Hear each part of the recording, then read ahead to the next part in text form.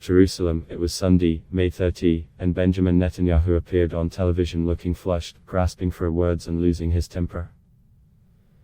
The Israeli premier's ex-protege, Naftali Bennett, had just announced he would join the Change coalition aimed at felling Netanyahu after 12 straight years in power.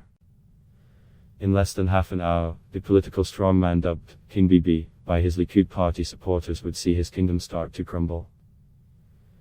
The change was swift, said Ben Caspet, a political commentator who wrote the biography, The Netanyahu Years. For decades, he's nurtured his image with a lot of class. He's really an Ivy League politician, with the language, with the manners, with the looks, with the professionalism, with being the magician of television, with all this charisma, Caspet said. But now, he's screaming and shouting, he blames all these rivals, absolutely lunatic accusations.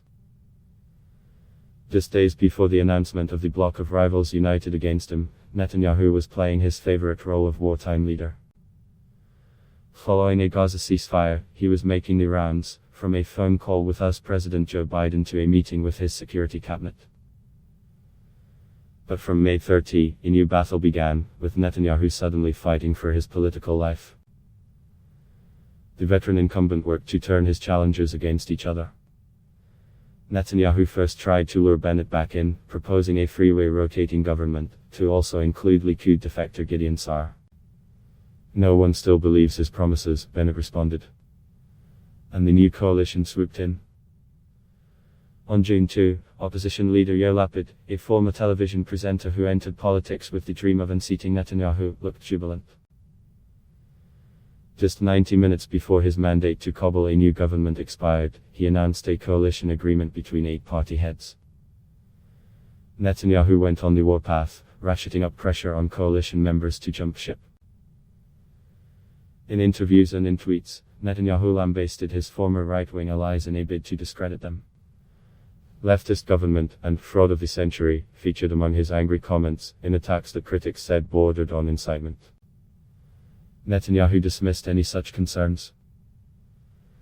Far-right activists and Netanyahu supporters staged protests outside coalition leaders' homes, branding them traitors and prompting increased security. For the Israeli press, some parallels became obvious. In his final days in power, Benjamin Netanyahu has been looking and sounding like Donald Trump did last winter, said left-wing news outlet Haaretz, drawing comparison to the outgoing American president. The past 2 years of political crisis with its 4 indecisive elections revolved around 2 slogans, only Bibi, and anything but Bibi. The final days in power of the longest-serving prime minister in Israel's history revealed his isolation. Only a handful of his likud spoke to the press, as party leaders began to keep a distance. He lost everyone. Most of his advisors, chief of staffs, no one is there, it's unbelievable, said Caspet. Netanyahu's son Yair had his Instagram and Twitter accounts briefly suspended over incendiary posts. The leader's wife, Sarah, was nowhere to be seen. 20 years ago, when her husband was set to lose the party's leadership to Ariel Sharon, an audio clip from her shocked the country. "We are going abroad. The country might burn.